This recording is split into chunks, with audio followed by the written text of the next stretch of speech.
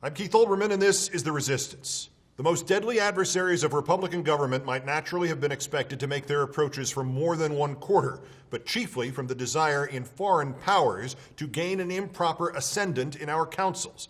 How could they better gratify this than by raising a creature of their own to the chief magistracy of the Union?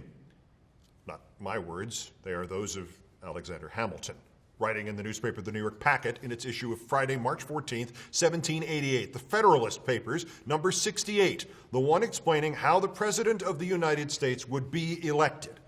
Alexander Hamilton, 83,549 days ago, predicting the Russian attempt to decide our 2016 election for us and install their own stooge, Donald Trump, to the chief magistracy of the Union. How could they better gratify this than by raising a creature of their own? A creature of their own, indeed, as if Hamilton was peering through time and seeing Trump's preening face and evil soul, a creature of their own. In the Federalist, number 68, Hamilton was explaining how in the new Constitution, the much-debated concept of the Electoral College would preclude another country from putting its man in our presidency, how it would make bribing the electors nearly impossible, how it would also serve as protection against scoundrels and traitors. Talents for low intrigue and the little arts of popularity may alone suffice to elevate a man to the first honors in a single state, but it will require other talents and a different kind of merit to establish him in the esteem and confidence of the whole Union, or of so considerable a portion of it as would be necessary to make him a successful candidate for the distinguished office of President of the United States. Talents for low intrigue, the little arts of popularity. Alexander Hamilton saw everything phony about Donald Trump except his hair. Hamilton, of course, describes a different electoral college than that which meets next Monday. The one Hamilton wrote about in 1788 existed before there was any popular voting. There were no political parties, no pledged delegates, no rubber stamp. It is a different electoral college from the one that is our last defense against the end of America, different except in spirit. For if the Electoral College is not still what Hamilton described, it is still what Hamilton intended. It is there to weed out the unqualified, the unprincipled, the merely famous, and especially to weed out a creature of foreign powers, or in Donald Trump's case, all of the above. But still, a rubber stamp, a quaint vestige of the fact that you have to win states, not just votes, to become president. Oh?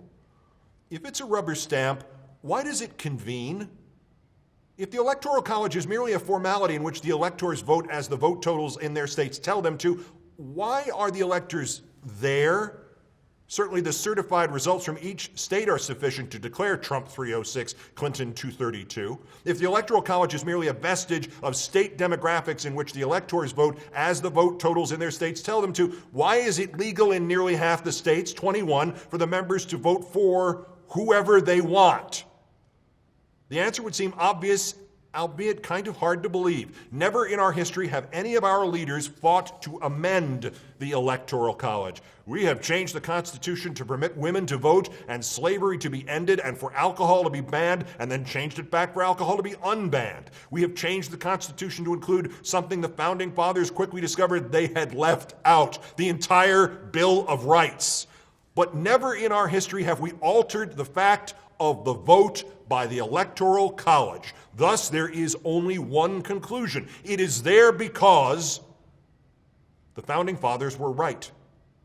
Someday we would need it. Someday, perhaps centuries later, we would need to follow Alexander Hamilton's version of, in case of emergency, break glass. Someday, perhaps century later, talents for low intrigue and the little arts of popularity would combine with the desire in foreign powers to elect their own president, and only the quaint, irrelevant rubber stamp of the Electoral College, the appendix of the body politic, would stand between us and Armageddon. Turned out someday was Monday, December 19th, 2016. It is correct that 38 Trump electors voting instead for Hillary Clinton would make her president. It is also correct that it is likelier that the Electoral College will be hit by an asteroid during its convention next Monday than that 38 Republican electors would vote instead for a Democrat. The country has long since become the land of me first, and to find 38 political men and women of true self-sacrificing patriotism and conscience in the Republican Party would at least quadruple the number of them I could name right now. The Russians could have literally, instead of merely remotely, swung the election for Trump. They could be standing in Cossack uniforms along Pennsylvania Avenue, and Republican politicians would still think, but what's in it for me, before they switch from Trump to somebody else. But there is another way. There are compromises. This nation exists, probably to die on January 20th when a foreign-backed usurper seizes power. But for now, this nation exists because of the second Civil War we did not have, the one that threatened to explode in the winter of 1876-77 over the disputed election between Rutherford B. Hayes and Samuel Tilden. The election was to be decided by Oregon, Louisiana, South Carolina, and Florida. Those states sent two entirely separate sets of returns to the Electoral College, one favoring the Republican, one favoring the Democrat. And the lame duck president increased the presence of troops in Washington because it was assumed that whoever lost was going to start shooting. But he didn't. We compromised. It was an awful compromise, the impact of which was still felt 90 years later. The Republicans got the White House, the Democrats got the end of Reconstruction in the South, and tacit permission to disenfranchise blacks, and there descended upon us 90 years and more of segregation and Jim Crow. Yet the threat of civil war vanished and has stayed vanished, until now at least. Compromise. A resident scholar from the Cato Institute named Michael F. Cannon wrote in the Washington Post on the 5th of this month suggesting that instead of holding out hope of 38 Trump electors miraculously risking their status in their party just for the sake of, democracy, the hero this time should be Hillary Clinton. Her electors, not Trump's, should vote differently. She should instruct those pledged to her to vote instead for a moderate Republican, while patriots in that party find 38 or more Trump supporters to switch to that same moderate Republican. Cannon suggested Mitt Romney. One could make a list, a small list, Romney and John McCain and Evan McMullin, and for that matter, if he were a little healthier, President George H.W. Bush. Romney, McCain, McMullin, whoever, presumably with a moderate Democrat as vice president. Would it be right? Would it be fair? Before you answer this.